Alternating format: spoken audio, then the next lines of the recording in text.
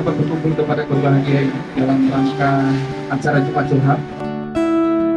Rata-rata di sini untuk masyarakat profesinya adalah pelaut ya Pak ya.